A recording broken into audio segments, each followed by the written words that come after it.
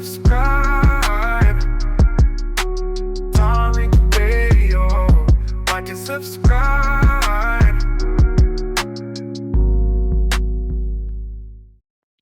This is all of ours. We enjoy every inch of it. Like I said, Foundational Black Americans, we had something to do with all of the states. We were settling a lot of these places. Yeah. And we were all up in Nebraska and the Wyoming. I mean, all of these places, we were there in the beginning. We've been in all the states in this country. That westward expansion, that was us in the mix. Remember, even when the Europeans were engaging in the westward expansions, they were taking Black people with them as guides and translators and the whole nine. So we're part of all of that. You know, we better understand and appreciate that culture. Let's get print something, print something. Yo, Prince. Yo, Tariq, I really like how you're able to hold the attention in the room. Go ahead, sir. Yeah, definitely. So, I thought of something while listening to you talking, like, now hear me out. How do you know that you're not the tether, right? The FBA community is not the tether to a bigger group that just uses you and brings up the FBA policy discussion to galvanize you, the FBA community, who is powerful in the Black community, to galvanize you guys and the non-FBA Blacks.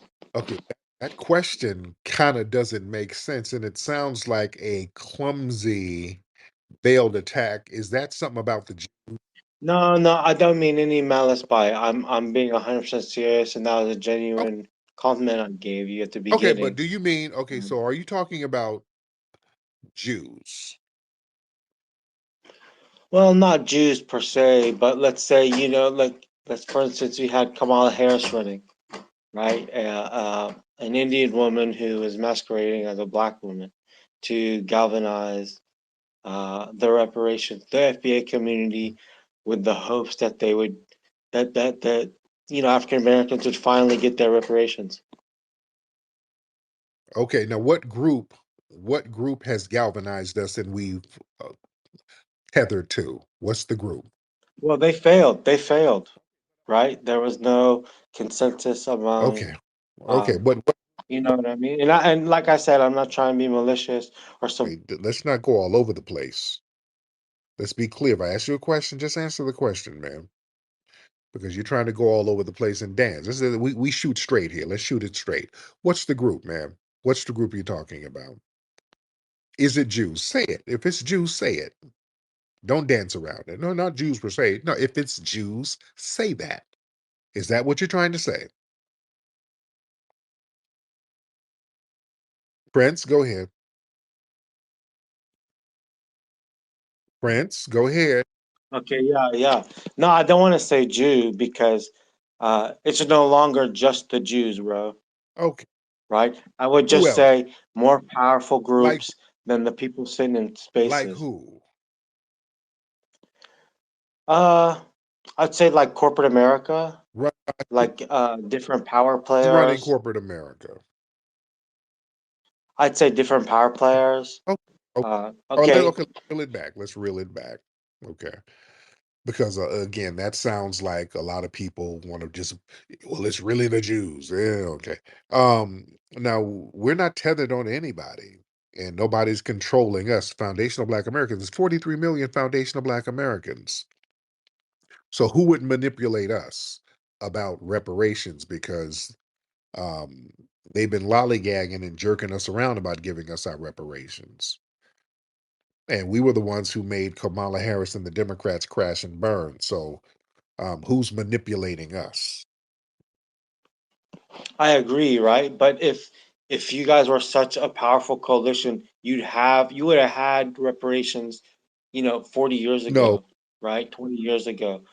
But you don't got them no, yet. And I'm not trying to talk nothing.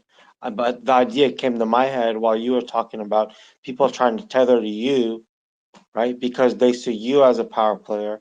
But maybe, maybe up until now, you guys have been, and I don't mean to be racist when I say you guys, I mean the FBA community have been, until recently, have been tethered to someone more powerful.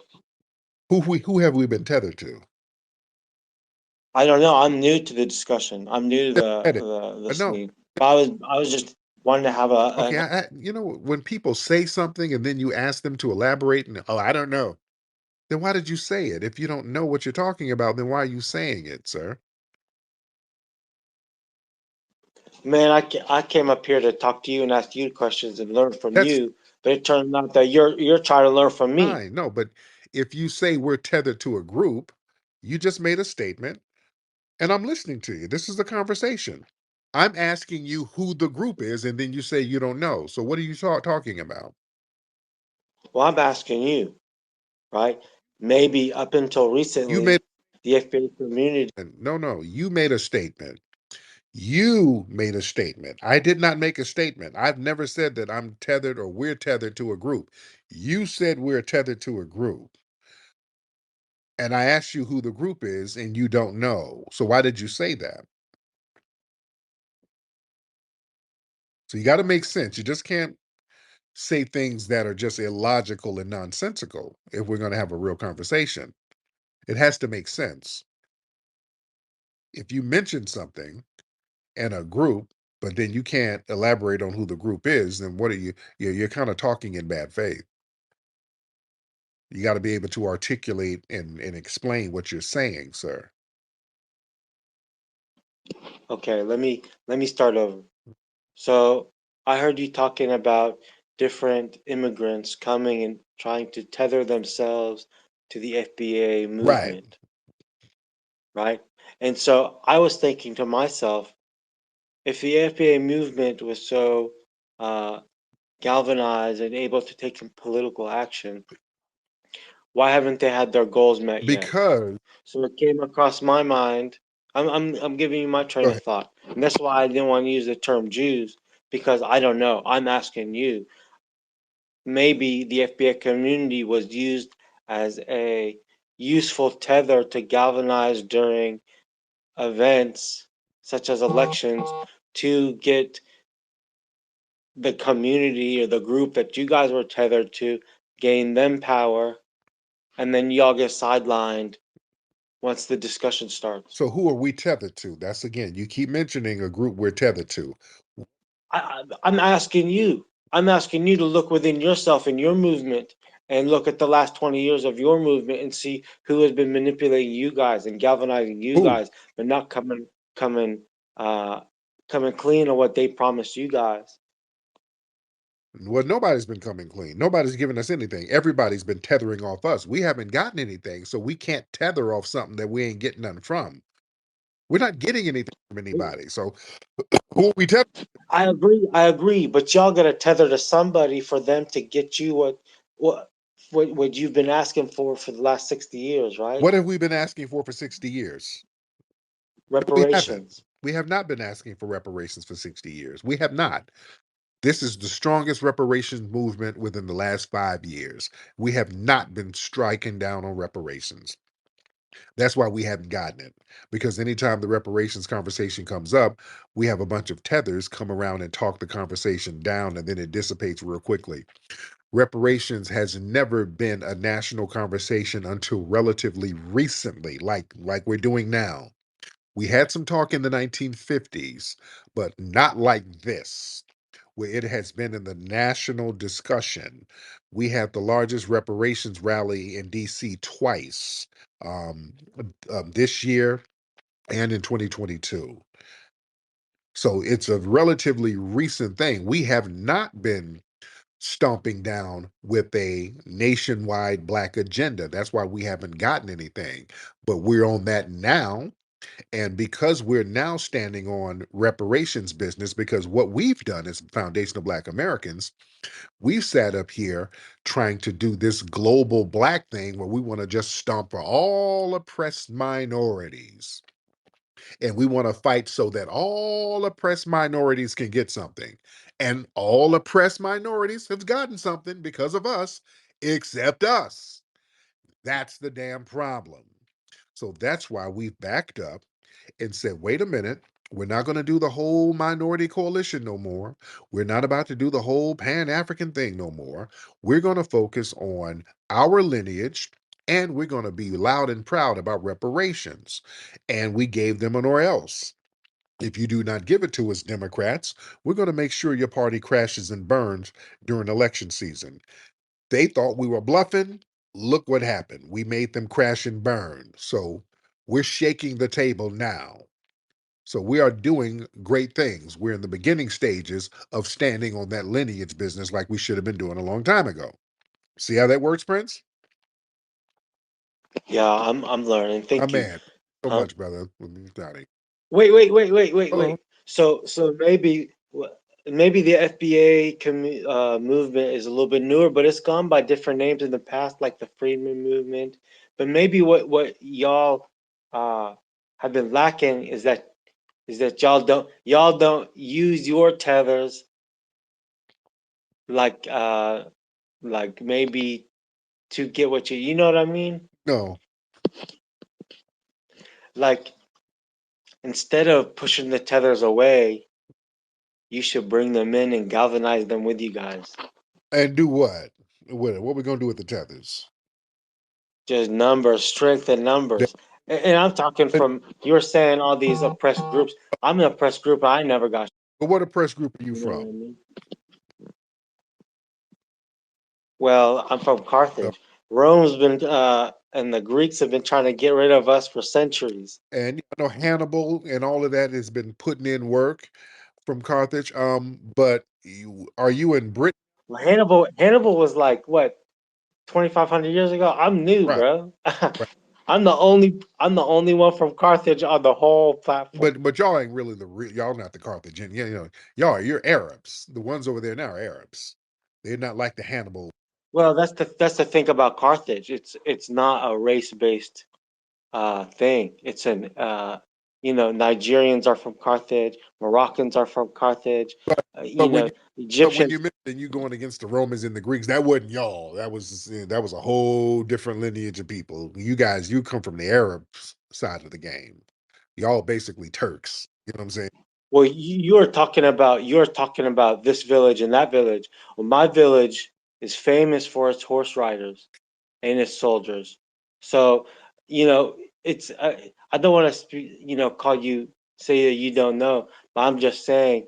Um, But I'm over here trying to understand where you guys are going, doing the right thing, and where your pros and cons are, so I can learn for now, myself. now, are you in Britain now, or are you in the U.S. now? I'm in the U.S. Okay. How long you been out here in the U.S.? I was born and raised 31 years Okay. now. And the thing is, the reason why you were able to be born here and have birthright citizenship was because of a grassroots movement with foundational Black Americans. The whole 13th, 14th Amendment, that was a grassroots movement created by us.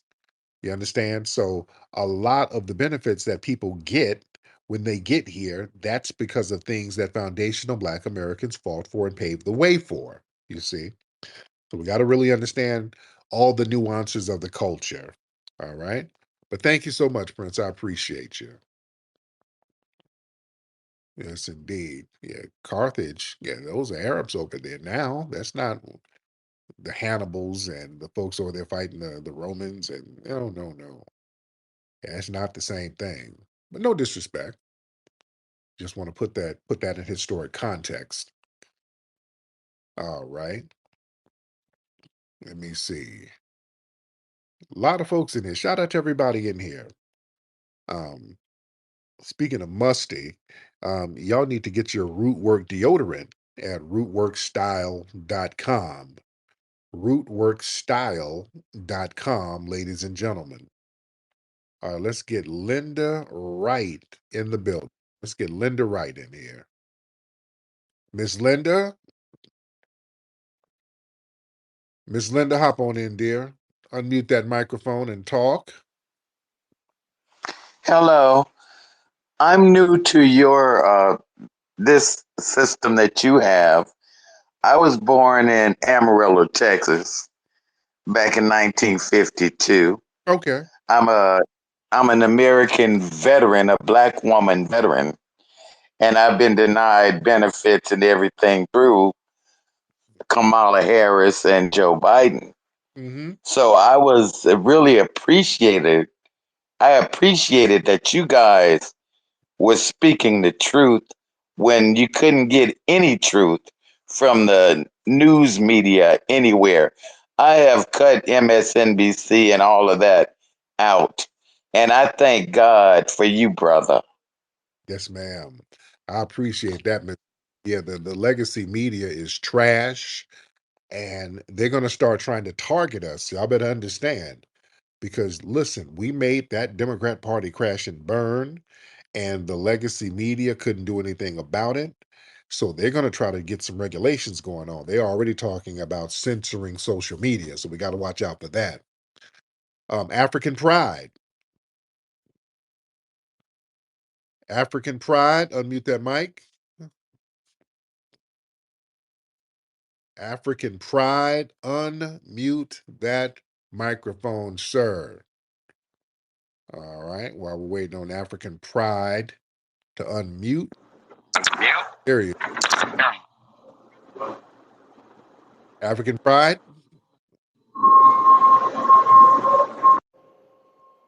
Hello. What's up, African pride? Hello. I can hear you, brother. Can you hear me? I can hear you, African pride. How you doing, Tariq? I'm good, man. How are you? I'm good, man. What's on your Yeah, mind? I think, man, like you're kind of outrageous, man. Like when you're saying that, like tethers come from a fleeing background and they didn't build nothing at home or like stuff like that. But less than 1% of Africa is out of Africa. So how can you generalize the whole continent based off less than 1% of the population? No, I didn't. I didn't generalize all of Africa. Well, when you're talking to tethers, you say that you come from a fleeing background culture. You don't build nothing back home, but Yeah. they're less than 1% of the country's population. Okay, that's fine. But the ones who come over here, usually they have to come over here for a reason. They have to flee and leave because they failed in their homeland, right?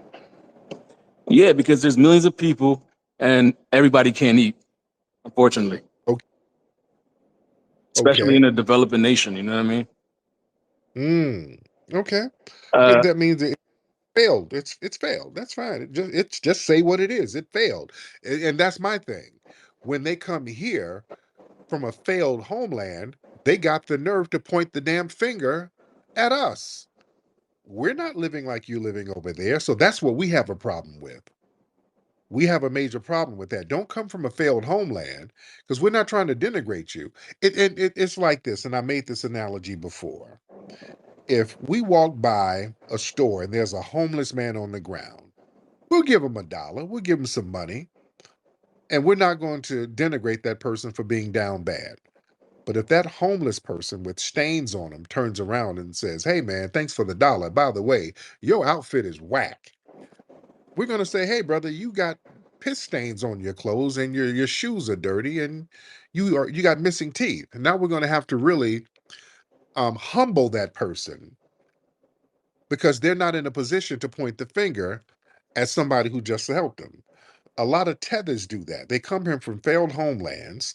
They come here from filth and degradation, lies and scams, and then come over here talking about, well, you are lazy. We got a problem with that. So yeah, you're going to get humbled if you come over here with that damn goofy disposition because it's very disrespectful.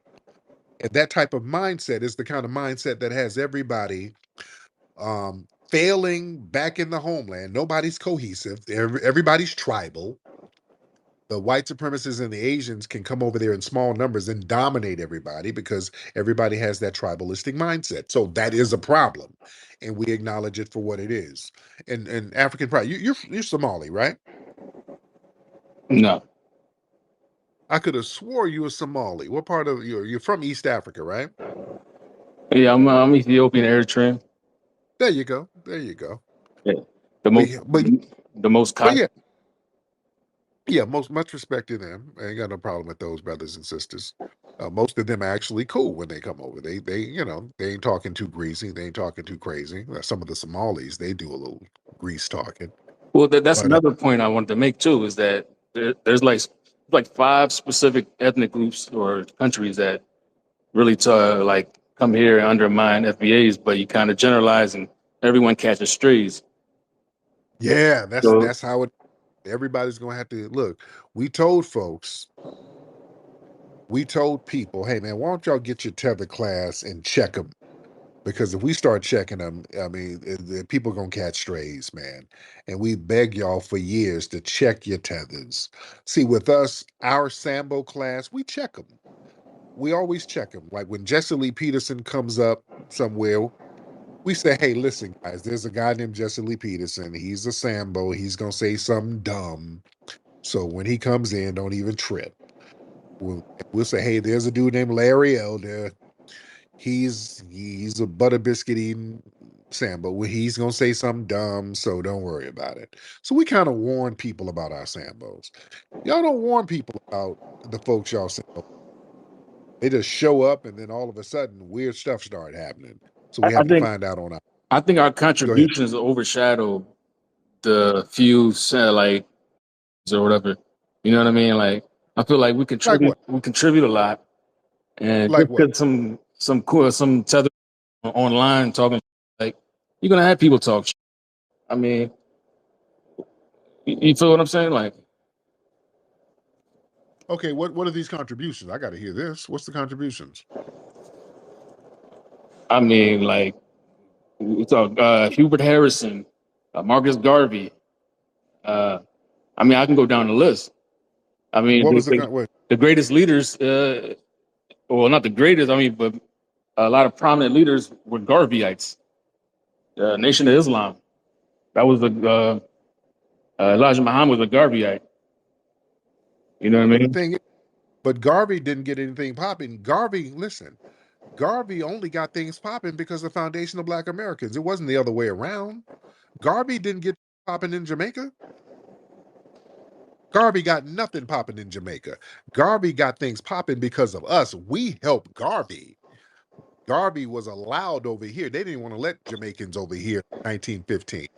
They had a policy where they weren't letting Caribbeans and Africans over here. It was black folks on the grassroots in Tuskegee fighting to get those policies removed. That's how Garvey was able to come here. The Foundation of Black American Community elevated him because we were on that global black pride kick. We were on. So he came and that was our foreign brother. We elevated him. It was not the other way around. Understand? You ever heard of a group called Blacks for AI? No, who is that? Well, it's the only um, black group in terms of like the AI field. It was founded by an Eritrean woman and an Ethiopian woman.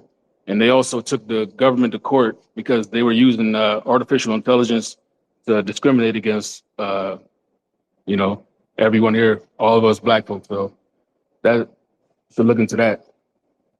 Well, yeah, that's some kind of anecdotal. That's not no big major movement. You understand? And AI is AI. There's all types of AI apps and prompts and things like that. So yeah, you're talking about some type of little anecdotal organization that filed a suit. That's not a major contribution to our society, sir. You Taking the know, that's government to court because they were using AI to like pretty much discriminate on black people was not contributing. no, it's not because we've already been with these folks. No, what another lawsuit? They go to court. People go to court with these folks all the time. We've been filing lawsuits against these people since the 1800s, dude. That's not nothing new. That ain't nothing. It's actually groundbreaking. You kind of like you got to look Really, into it. Actually, yeah. it ain't really groundbreaking, dude. We've always gone to court with these folks for discrimination. That ain't nothing new.